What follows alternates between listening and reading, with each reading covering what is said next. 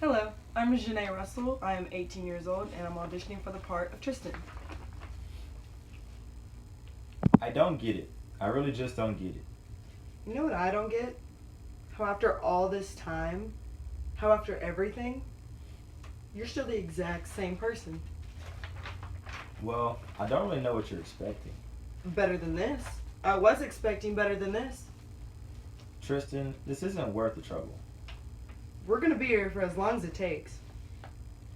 Overlooking the fact that you're a guest in my home and that if I asked you to leave, it would be inappropriate for you not to. You're not gonna ask me to leave. You said yourself that your parents won't be back until tomorrow. I'm not intent on leaving until I've made my point. So that's what this is? It's no longer about addressing what happened. It's about proving a point. Which is it? Honestly, I'm not even sure anymore. If there's a point to prove, I'm not even sure who I'm trying to prove that point to. Well, we were talking about one thing, but being that you've effectively changed the subject, let's address why you feel it's necessary to change me. You really want to go there? Is that what you feel this is? It's exactly what I feel this is. I remember this feeling, a feeling that I've always had around you and your shithole friends with their tap out t-shirts and their slurred language. I know this feeling. Please don't do that. Do what? Say things like that. It's a free country. Don't do it again. It's uncalled for, and for the record, I don't recall them ever wearing tap out. Well, you always want me to get along with them, always encouraging me to behave a certain way so that they would accept me. I couldn't be myself around you. Why are you even bringing this up? As long as you're trying to bring up things about the past that don't matter, I figure I do the same. I was trying to be your friend. That's what you call it? Yes, that is what I call it. Taking you out, showing you a good time, introducing you to people, broadening your horizons, attempting to enthuse in any way the tidal wave of negativity that is Casey. Do you remember when I took you to Trivia Tuesday with Gary and everybody else?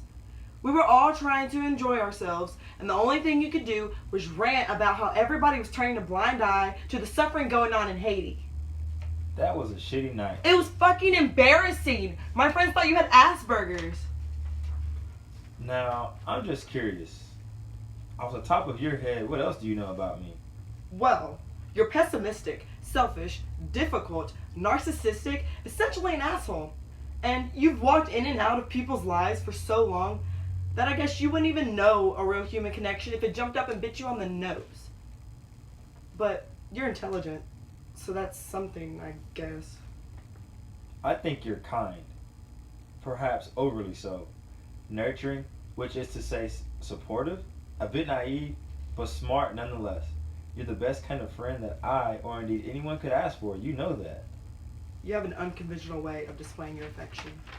Well, how do you think somebody like me would react if somebody like you left his life without saying anything? Surely I don't have to explain myself when it comes to that.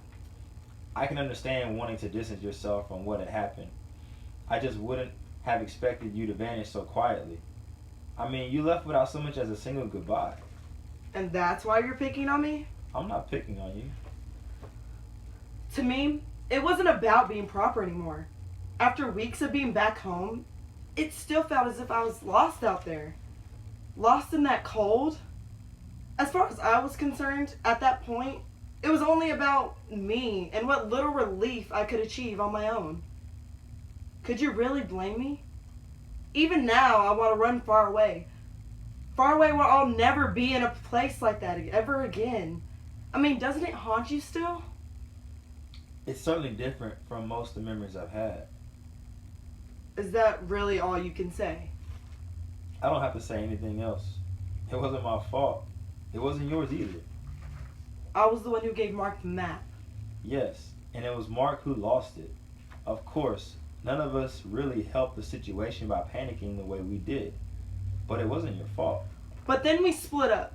But then we fucking split up, and we had stayed together, then maybe we...